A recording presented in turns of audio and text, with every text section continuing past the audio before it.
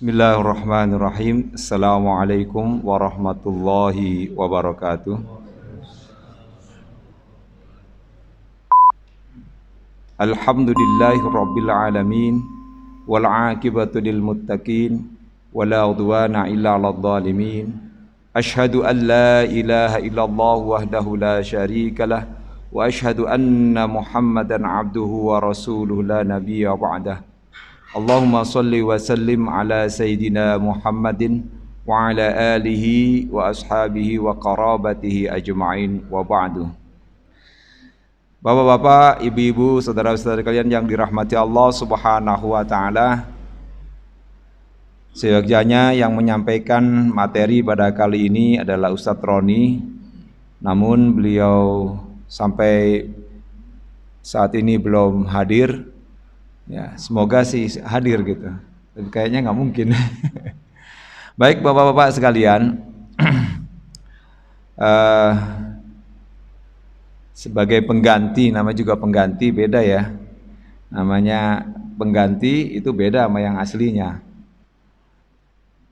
Ya, kalau nggak ada akar, ya apa terbalik.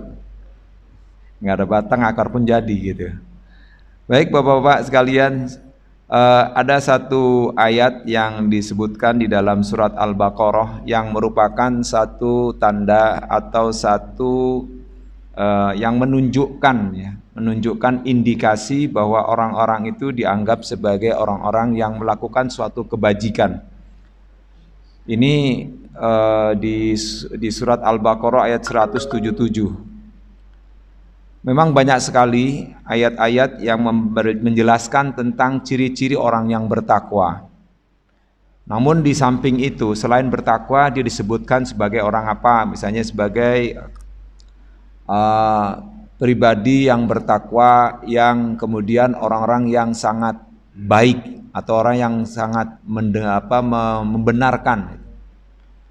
Atau dengan istilah selain dia muttaqun, dia sebagai sodaku atau sebagai orang as-sodikun. Dia sebagai muttaqun tapi dia juga sebagai seorang yang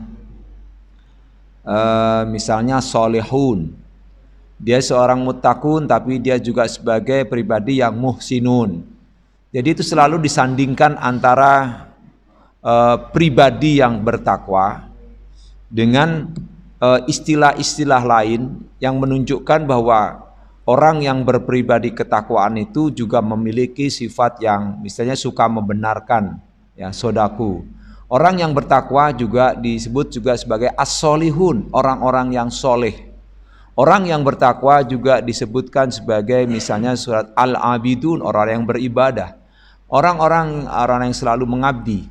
Orang-orang yang soleh juga bisa disebut juga sebagai orang yang misalnya banyak istilah-istilah tersebut, misalnya ya, selain as-sadiqun juga disebutkan juga sebagai orang yang al-wa'idun, orang yang memenuhi janji. Nah, di sini disebutkan laisal birra an tuwallu wujuhakum qibalal masyriqi wal maghrib walakinnal birra man amana billah. Pertama, bukanlah suatu kebajikan, bukanlah suatu kebaikan. Al-birro, ya, laisal birro. Kata al-birro itu kebaikan, kebajikan.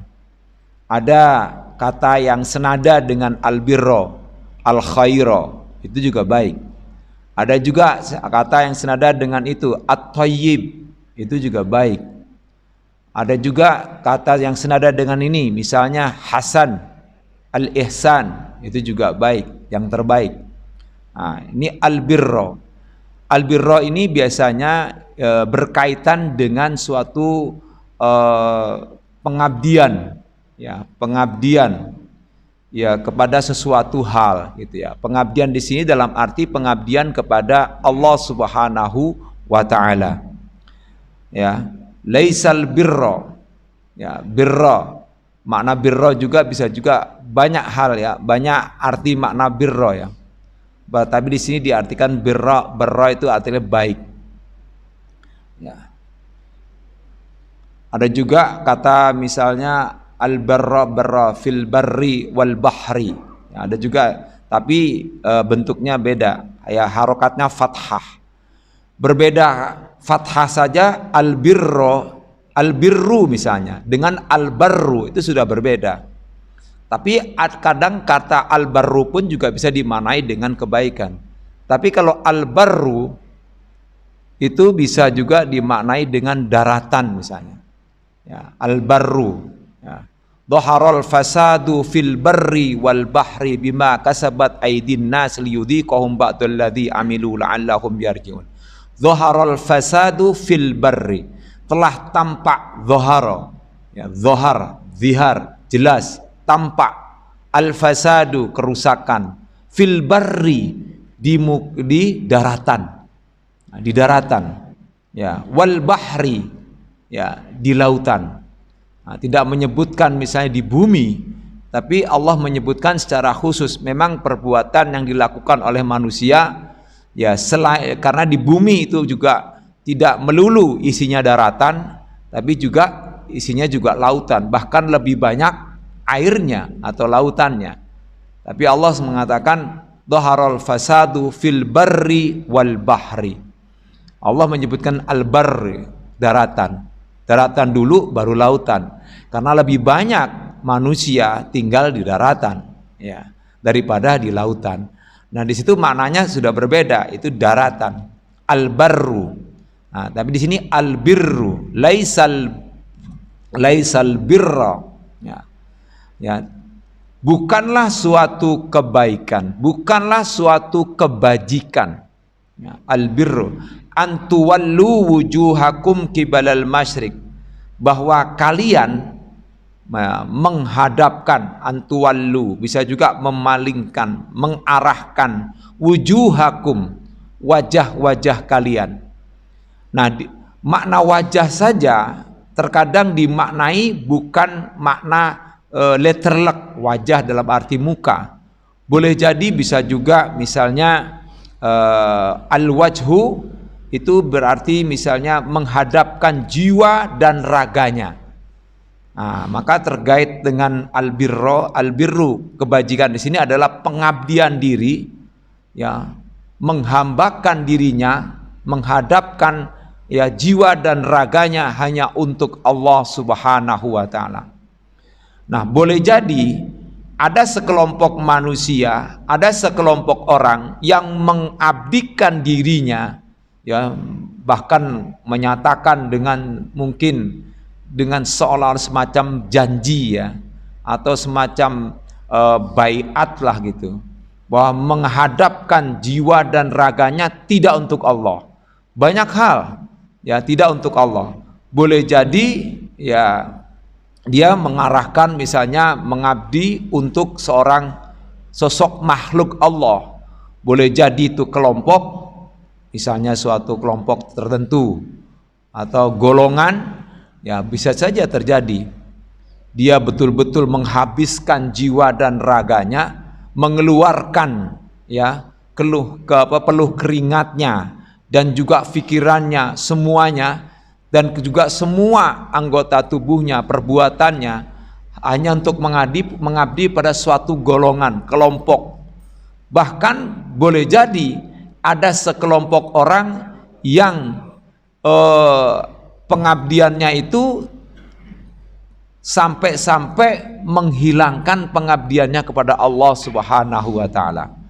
Boleh jadi dia orang yang dikategorikan sebagai orang muslim, tapi nyatanya dalam kehidupannya misalnya mati-matian membela seseorang, misalnya mati-matian membela kelompoknya, mati-matian atau sampai nyawanya keluar itu atau nyawanya tidak ada hanya untuk membela sesuatu hal yang bersifat duniawiyah, misalnya ada dunia saja.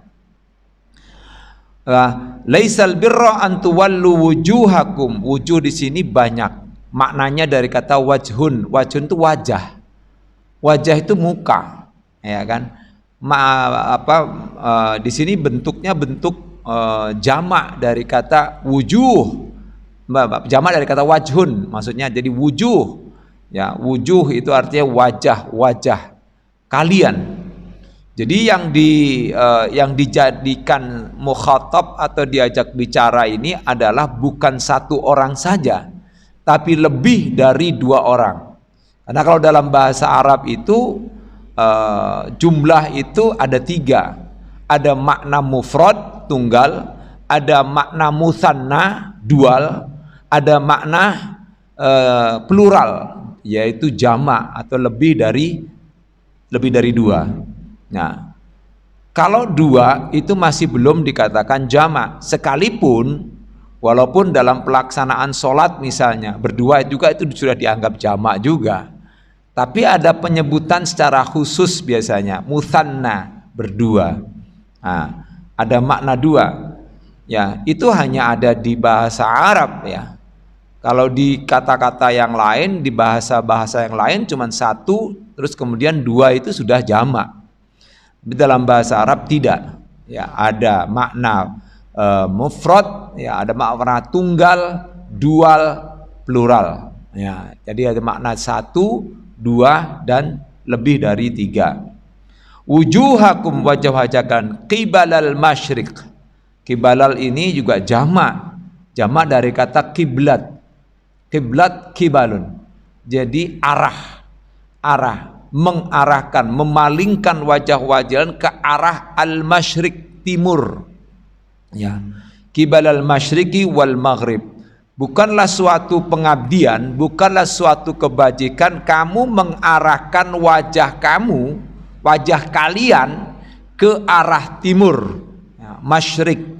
Masyriq dari kata syaraka, yasriku ya, artinya tempat. Syaroko itu tempat terbitnya matahari, ya, makanya disebut dengan syuruk. Nah, syuruk itu terbit matahari, ya. Ada maghrib, nah, itu dari kata gharaba yaghribu, artinya tenggelam, ya, terbenam, tempat terbenamnya matahari. Ya, ada sekelompok orang yang memang mengkhususkan pengabdian, yaitu mencurahkan jiwa dan raganya hanya untuk mengabdi ke timur dan barat. Nah, ini seperti kayak beberapa kelompok agama yang disebut dengan misalnya penyembahan terhadap matahari. Dahulu juga kita kenal zaman Nabi Sulaiman, kita kenal Ratu Bilqis. Ya, sebelum dia masuk Islam, kepada menyatakan diri masuk Islam dengan Nabi Sulaiman alaihissalam, dia menyembah matahari.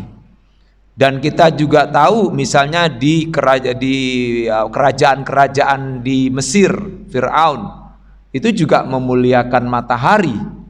Juga kita lihat misalnya di Yunani, nah, itu juga ada ya pemujaan terhadap, ya selain daripada itu ada juga pemujaan terhadap matahari. Ternyata memang pemujaan terhadap timur dan barat atau terbitnya matahari itu memang sejak dulu sudah ada. Artinya sejak zaman kuno gitu sudah, Mesir kuno sudah ada penyembahan itu. Maka di sini mengapa Allah mengatakan al-masyriq wal maghrib. Nah, oleh karena itulah ya pada saat di situ ada hadis ya yang mengatakan bahwa janganlah kamu sholat di dua saat, misalnya terbitnya matahari atau saat terbenamnya matahari. Kalau bisa dilewatkan sedikit gitu. Karena dikhawatirkan untuk merupakan suatu penyembahan terhadap matahari. Makanya syuruk bisa dilebihkan atau tidak lebihkan. Ya, tapi sih ada beberapa ulama mengatakan ya tergantung niat kan. Sholatnya itu kan tergantung niat. Nah, kalau niatnya misalnya tidak untuk matahari kan tidak mengapa, ada yang mengatakan begitu. Tapi di sini kan ini hadis ya, boleh jadi jika kita harus ikuti juga apa yang dikatakan oleh Rasulullah SAW. Dan disebutkan juga di dalam hadis yang artinya misalnya bahwa di antara kedua, terutama maghrib itu terbenamnya matahari, karena di maghrib itu terdapat ada dua tanduk setan, artinya kekuasaan setan yang begitu luar biasa. Kita kalau melihat waktu maghrib misalnya, waktu maghrib itu kan waktu warna apa warnanya? Warnanya apa? Nah, sebenarnya bukan merah ya, jingga. Nah, merah jingga kan.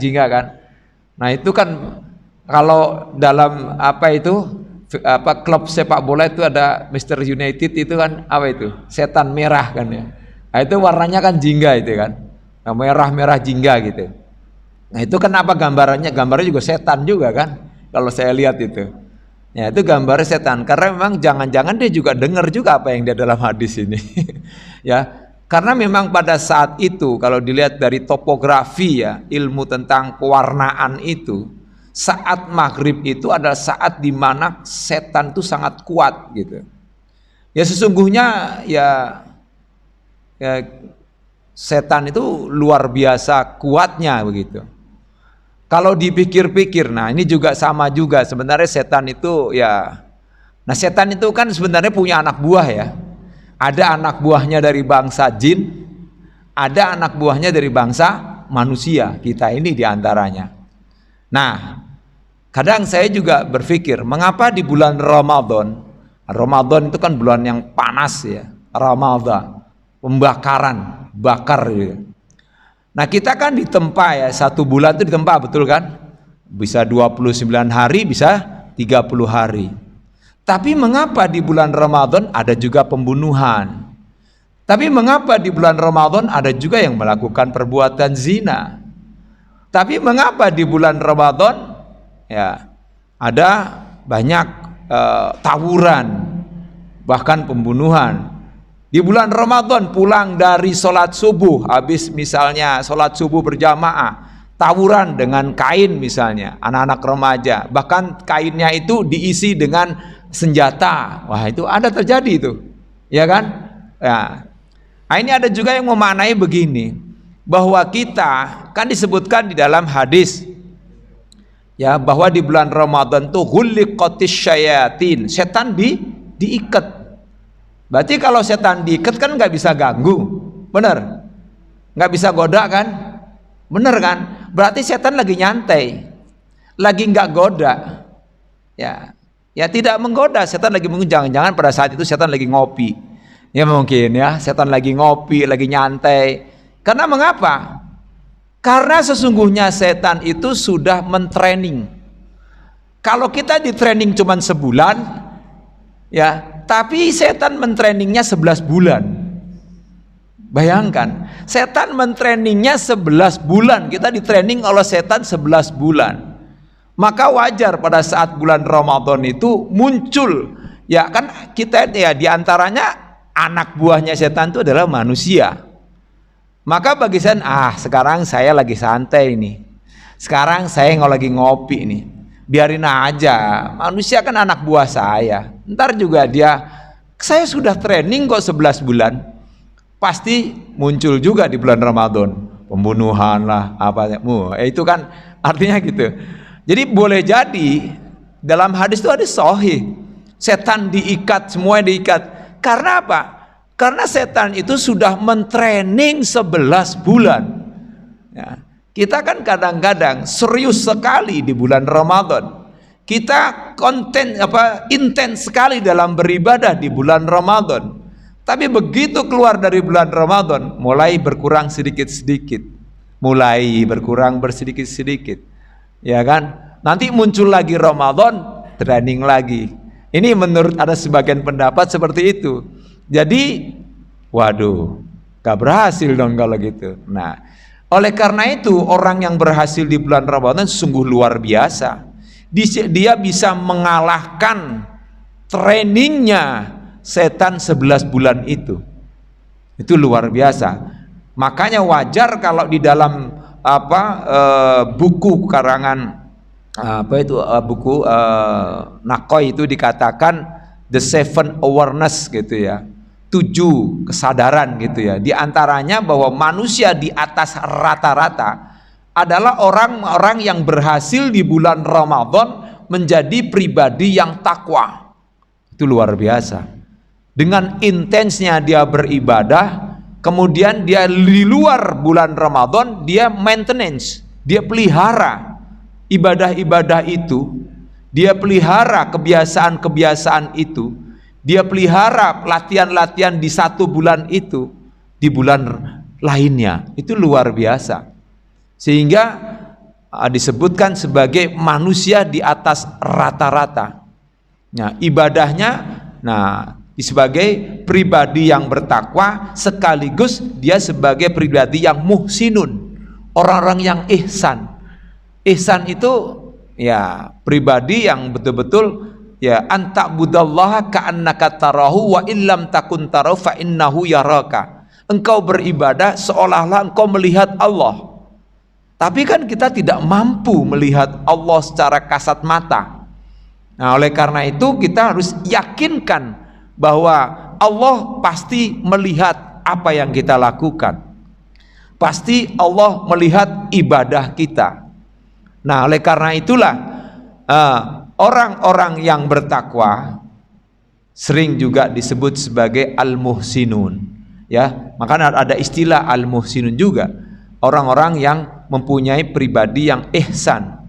Dan orang-orang yang muhsinun itu orang-orang yang sulit bagi setan untuk menjaganya. Setan udah berjanji, ibadakal mukhlasun, kalau nggak saya mukhlisun, ikhlas itu ya. Ada disebut ikhlas juga. Muhsinun juga bisa. Ada yang muhsinun ya, bahwa ibadahnya bukan karena untuk yang lainnya, tapi orang yang ikhlas disebutkan ya. Ada juga mukhlisun. Orang bertakwa itu juga disebut al-mukhlisun, orang yang ibadahnya ikhlas, murni karena Allah Subhanahu wa ta'ala. Selain ihsan juga dia mukhlisun. Nah, itu selalu digandeng dengan kata-kata misalnya yaitu al-mukhlisun. Nah, setan pun tidak akan bisa ngomong. Itu bukan setan, itu adalah iblis yang ngomong. Ya, bahwa saya tidak akan bisa menggelincirkan anak cucu Adam, yaitu anak-anak yang mukhlisun. Saya akan menggelincirkan semua anak cucu Adam kecuali hamba-hamba yang mukhlisun, hamba-hamba yang ikhlas. Itu yang susah, ya. Nah, maka di sini sebutkan laisal birra an tuwallu wujuhakum qibalal masyriqi wal maghrib. Nah, kadang-kadang begitu kita keluar, maka ibadah kita, pengabdian kita bukan karena, terkadang itu boleh jadi karena Allah, tapi lebih besar karena dunianya. Karena disebutkan dalam sebuah hadis, sayati zamanun la yuqbalu dinuhu illa bidunyahu. Akan datang suatu masa nanti di mana dunia akan dinilai dengan di mana agama akan dinilai dengan dunianya atau dengan materinya. Boleh jadi seperti itu, ya. Materi di sini banyak, dunia di sini banyak. Boleh jadi materi dalam arti harta, uang, boleh jadi juga kedudukan, boleh jadi juga kelompok ya, masif orang. Apalagi nih sebentar lagi kita masa 2024 ya. Udah banyak dah. Biasanya kalau udah dekat-dekat begitu mau deketin kiai lah, deketin ulama, dari masjid ke masjid ya, biasa itu. Ya muncul.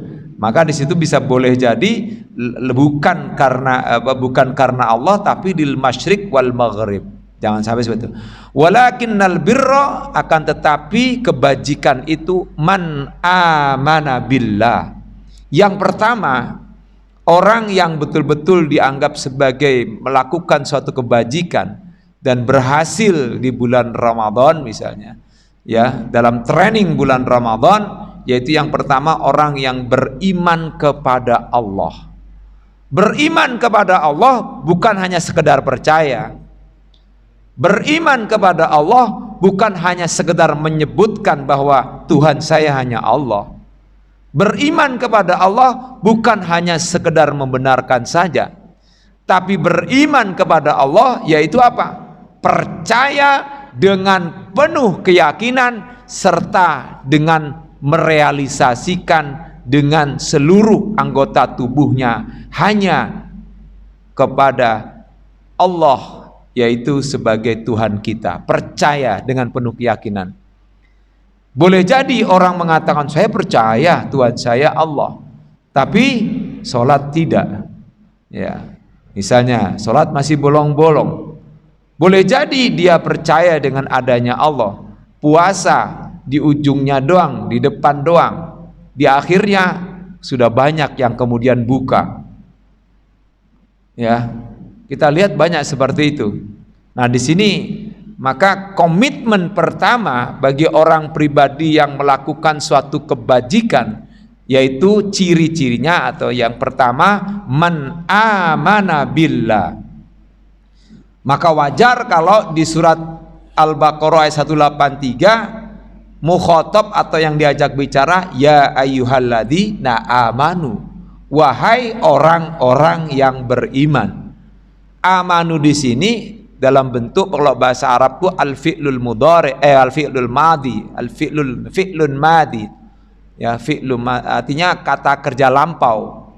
Artinya ya dia sudah beriman dan sudah meyakini serta merealisasikan keyakinan itu dengan bil jawarih, dengan anggota tubuh semuanya, dengan panca indranya semuanya. Man amana billah. Maka di sini wajar kalau di sini pakai kata amana, kata kerja lampau. Ya, sudah dia, jadi ya sebelum dikatakan dia sudah beriman sejak dulu gitu ibaratnya. Ya, sudah meyakini dan sudah melakukan pengabdian itu. Man amana billah. Tapi tidak hanya amana billah saja. Di dalam surat Al-Baqarah 177 ini, yang kedua adalah yang disebut orang yang melakukan suatu yang disebut sebagai dia melakukan kebajikan, yaitu amana wal yaumil akhir billah, ya man amana bil yaumil akhir. Dia juga harus beriman dengan hari akhir, hari kiamat, hari kiamat. Ini kadang-kadang ini sebagai satu syarat ya, kalau beriman kepada Allah hari akhir, beriman kepada Allah hari akhir. Misalnya tentang memuliakan tamu, itu dikaitkan dengan beriman kepada Allah dan hari akhir. Ya kan? Man amana billahi wal yaumil akhir falyukrim dhaifahu. Ya kan, kalau nggak salah gitu. Ya, barang siapa yang beriman kepada Allah dan hari akhir, hendaklah dia muliakan tamunya. Falyukrim dhaifahu. Itu dengan perbuatan yang dianggap kita kecil, ya, memuliakan tamu. Boleh jadi kita di antara kita misalnya, kalau ada tamu datang ke rumah kita, kita perasaan misalnya, apalagi kita punya pekerjaan, apalagi kita punya kesibukan, ada tamu datang, udah itu tamunya datang tapi minta sesuatu, bagaimana coba? Coba. Makanya wajar kenapa Allah mengatakan yaitu man amana billahi wal yaumil akhir. Ya. Ini tekanan keras dari Allah Subhanahu wa taala, ya, bahwa kalau orang itu ya tidak memuliakan tamunya, kesel misalnya dalam hatinya, tidak suka dalam hatinya untuk memuliakan tamunya, ya, misalnya boleh jadi ini orang datang paling minta duit doang, ini orang datang ada maunya ini, boleh jadi kita pernah begitu Pak ya, pernah pasti ya Pak ya, iyalah pasti pernah ada lah gitu ya. Atau misalnya teman kita dari mana gitu ya, udah lama nggak ketemu gitu ya. Ya dulu pernah ketemu, nggak lama nggak tahu, tiba-tiba ketemu, minta bantuan lagi. Waduh, bagaimana Pak? Padahal itu tamu kita datang misalnya. Ada. Nah kalau dia ada perasaan misalnya, apalagi dia tidak mau menerima dengan sebaik-baiknya, bahkan misalnya ngomongnya tuh kayak cuek-cuek aja, nyuekin gitu lebarnya, ibaratnya nyuekin. Itu bisa boleh jadi dianggap tidak beriman kepada Allah dan hari akhir. Mafhum mukhalafahnya atau makna sebaliknya begitu. Orang memuliakan tamu dianggap beriman kepada Allah dan hari akhir. Sebaliknya orang yang menyia-nyiakan tamunya, maka dia dianggap tidak beriman kepada Allah dan hari akhir. Nah, itu kata yang sangat luar biasa ini. Maka hati-hati Kita harus hati-hati. Itu perbuatan kecil, ya, perbuatan kecil. Tapi coba kalau yang datang misalnya tamu agung, yang datang misalnya presiden, kita udah siap-siapin sejak awal. Kalau yang datang bos kita, wah, kita dari awal juga udah disediain. Kita udah takut. Nah ini, nah ya betul kan? Tapi kita selalu membedakan kan, betul. Jangankan kita, Rasulullah sendiri pernah hampir ya Rasulullah sendiri pernah sampai ditegur oleh Allah Subhanahu wa taala. Ada seorang tamu, Abdullah bin Ummi Maktum, seorang yang buta dan dia belum beragama Islam pada saat itu. Datang ke situ. Tapi pada saat itu Rasulullah juga sedang menjamu tamu-tamu agung dari para pembesar-pembesar kafir Quraisy. Karena Rasulullah punya niat di dalam hati, maksudnya punya apa ya, berbatik dalam hati, kalau saya bisa mendapatkan pemimpinnya, maka otomatis itu bawahannya, umatnya itu akan kebawa kan gitu. Tapi pada saat itu hampir-hampir ya sudah sih terjadi. Dia itu menyepelekan seorang buta bernama Abdullah bin Ummi Maktum, yang dia juga pengen belajar agama kepada Nabi Muhammad. Maka wajar Allah Subhanahu wa taala kemudian turunlah surat Abasa. Abasa wa tawalla an ja'ahul a'ma. Telah bermuka masam ia, tidak kamu gitu. Tapi Allah mengatakan telah bermuka masam ia dan dia telah berpaling. Dengan menggunakan kata ganti dia, bukan kamu. Itu begitu sopannya Allah, maha sopan. Allah menghormatinya Nabi Muhammad sallallahu alaihi wasallam. Kalau Allah marah pada saat itu, bahasanya bukan abasa, abasta wa tawallaita. Hei Muhammad, engkau telah bermuka masam, engkau telah berpaling. Padahal datang tuh seorang buta bernama Abdullah bin Ummi Maktum, tapi Allah gunakan dengan kata ganti dia. Tapi dengan kata ganti dia saja Nabi Muhammad terasa luar biasa perasaannya. Abasa wa tawalla an ja'ahul a'ma. Ia telah bermuka masam dan berpaling, padahal datang seorang buta, yaitu yang bernama Abdullah bin Ummi Maktum, yang kelak dia akan minta pembelajaran kepada Nabi Muhammad. Di situ langsung Rasulullah berpaling dari pembesar kafir Quraisy. Masya Allah, langsung diterima Abdullah bin Ummi Maktum. Nah, kalau kita, maaf nih, kita mengadakan misalnya resepsi pernikahan, ada pejabat, ada orang kecil, mungkin tidak dikenal, mungkin jangan-jangan orang tukang sapu dan sebagainya. Padahal dia sudah di hadapan kita, baru datang dia ini, para pembesar itu. Mana yang dilayani? Pasti yang orang gede itu. Bahkan mungkin ini lewatin aja, bentar, itu paling gitu, paling nggak ngelihat. Hati-hati Pak, hati-hati. Rasulullah aja ditegur, kita harus bisa merasa tentang itu. Karena ciri itu dianggap tidak memuliakan tamu. Siapa yang paling dulu datang? Kadang-kadang yang paling dulu datang itu orang kecil, ya. Tapi kadang-kadang juga ada protokoler ya, kadang-kadang ya Pak ya. Mohon maaf ini, kadang-kadang kita mau salaman, saya pernah juga merasakan, kita mau salaman nih, diganti-gantikan. Tuh, maaf, yang baru datang, direktur diduluin, salaman, potret lagi, ramai ya, mohon maaf ini apakah bisa dikategorikan ya tidak memuliakan tamu atau bagaimana? Itu saya juga bingung itu di situ ya.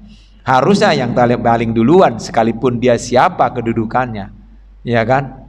Nah itu ya Kita boleh itulah mencerna sendiri dah. Banyak hal ya tentang yang dikaitkan dengan beriman kepada Allah dan hari akhir.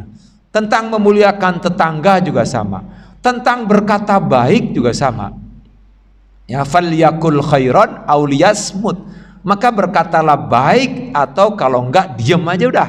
Ngapain kalau ngomongnya, kalau omongan ucapannya enggak baik, kalau omongan ucapannya nyakitin orang, kalau omongan ucapannya itu menghina orang, kalau omongan ucapannya itu menyudutkan orang.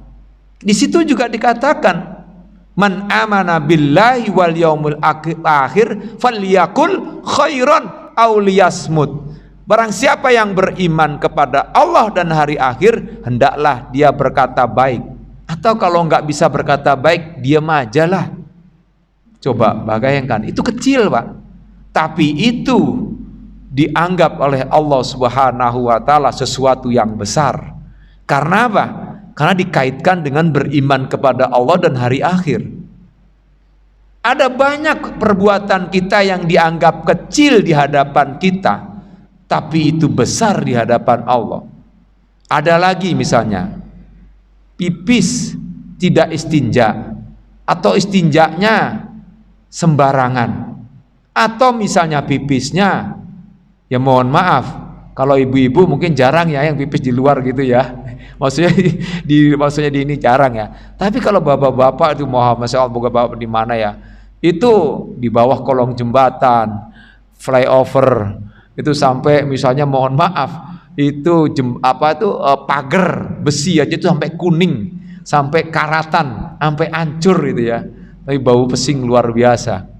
Ya kayak maaf itu, kadang-kadang mohon maaf ini ya, ada satu ya pekerjaan ya, biasanya itu kalau ditanya, ya mungkin karena apa nggak sempet atau bagaimana, sebenarnya bisa saja kan mobil dia yang bawa sendiri ya. Ya mampir aja ke tempat itu kan bisa dia pipis gitu ya.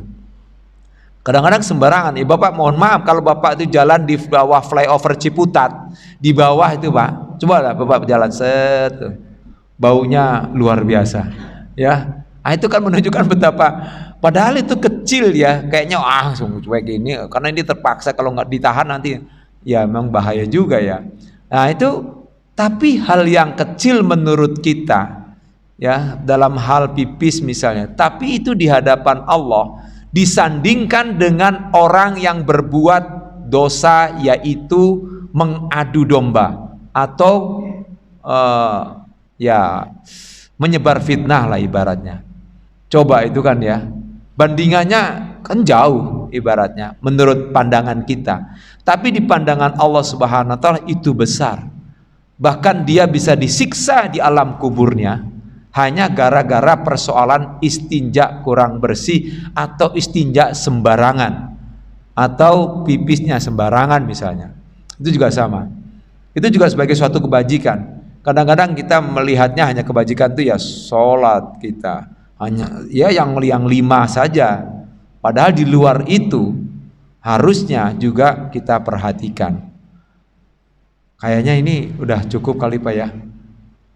Ini baru man amana billahi wal yaumil akhir. Ya. Saya kira mungkin cukup karena ini kan pengganti. Barangkali ada yang mau bertanya, deh silakan. Kalau yang bisa saya jawab, kalau tidak ya saya jadikan PR. Ini banyak sebenarnya nih. Ada yang mau nanya? Tidak ada ya. Alhamdulillah kalau gitu, berarti paham semua. Ya, paham semua. Ini kalau di sekolah, saya tanya, gimana anak-anak? Paham semua? Diam semua. Ya udah, paham. Begitu besok kasih ulangan, nih kerjain. Nilainya pada rendah semuanya. Lah kemarin katanya itu diam aja, ngapain? Paham apa gimana Pak? Nggak ngerti Pak, diam aja. Ya Allah, jangan seperti kayak gitu. Jelas, taunya begitu ngerjain kerjaan ulangan, ya nilainya ini. Baik. Ada poster prioritas, enggak ya? Baik, dalam ayat ini sedikit Pak ya, ini biar selesai aja. Selain itu adalah pertama, beriman kepada para malaikat Allah, wal malaikah. Kita juga wajib mengimani adanya malaikat Allah. Baik malaikat yang diketahui yang jumlahnya 10 ya. Malaikatnya ada 10. Apapun malaikat yang tidak disebutkan oleh Allah, yang jumlahnya Bahkan disebutkan dalam sebuah kitab itu, ya kitab tentang akidah wa syariah, bahwa disebut lebih dari jumlahnya manusia. Saking banyaknya para malaikat. Boleh jadi misalnya malaikatul maut itu satu, itu pemimpinnya saja malaikatul maut, tapi yang nyabut banyak. Ya, boleh jadi yang nyabut nyawa banyak gitu. Ya, boleh jadi malaikat Jibril itu kan satu, tapi ada di bawahnya itu ada bala tentara malaikat. Ya, saya kira banyak itu. Kemudian wal kitabi, kitab juga kita wajib percaya dengan kitab-kitab Allah. Ya, 4 kitab saja yang kita wajib imani. Seboleh jadi juga dengan suhuf, lembaran-lembaran wahyu Allah. Ya, seperti suhuf Musa, suhuf Ibrahim, suhuf Nabi Sis, suhuf Isa juga ada. Suhuf, ya. Kemudian juga wan nabiyyin, nabi. Nabi juga banyak, ada ratusan ya, ada ratusan ribu, 300-an ribu ya, ya. Ada rasul-rasul Allah, rasul-rasul itu ada 313-an. Ya, kalau nabi banyak jumlahnya, kita wajib imani. Bahkan ada nabi yang kita kayaknya mendengarnya saja kayaknya agak ragu.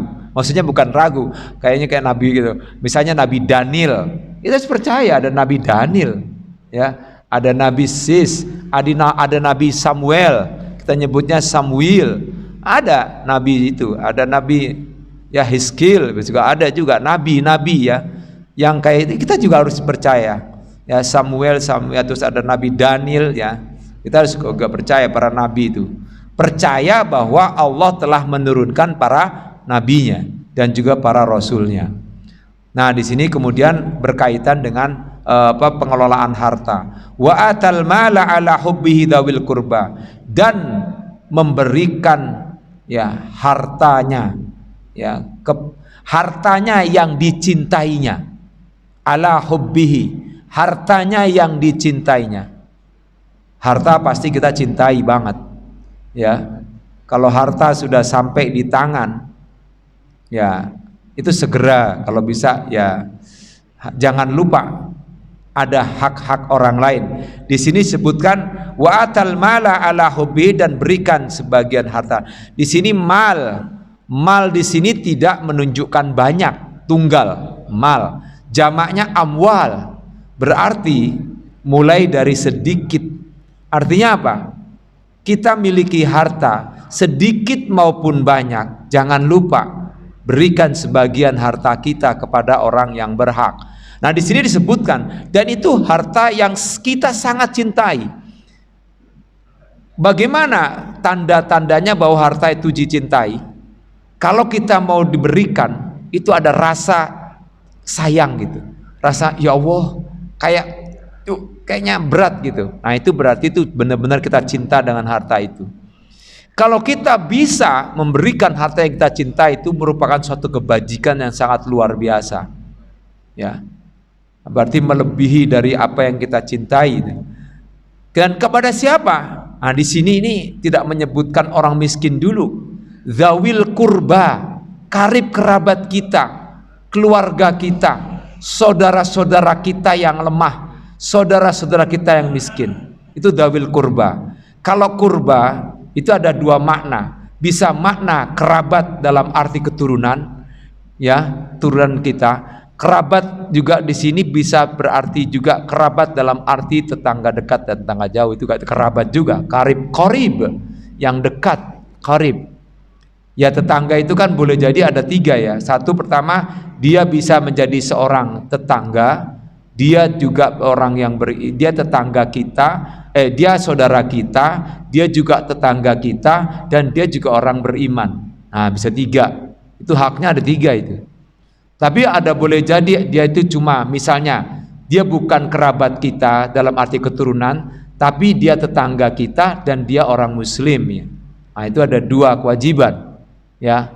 Nanti ada lagi misalnya dia hanya sebagai tetangga kita, yaitu orang yang bukan muslim ya, dia bukan muslim dia juga bukan kerabat kita, dan juga dia bukan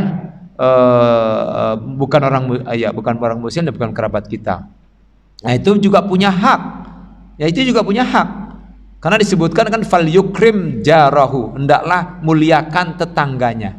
Tetangganya itu muliakan, di sini nggak disebutkan tetangga yang muslim saja, tidak. Tetangga Nasrani pun kita juga harus baik, kita harus perlakukan baik. Jangan perlakukan berbeda.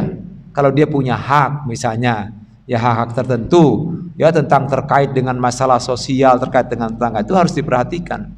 Nah di sini dzawil qurba, baru kemudian wal yatama, anak-anak yatim. Di sini sebutkan anak yatim. Kenapa? Mengapa? Karena anak-anak yatim ini dia tidak masuk dalam mustahik zakat.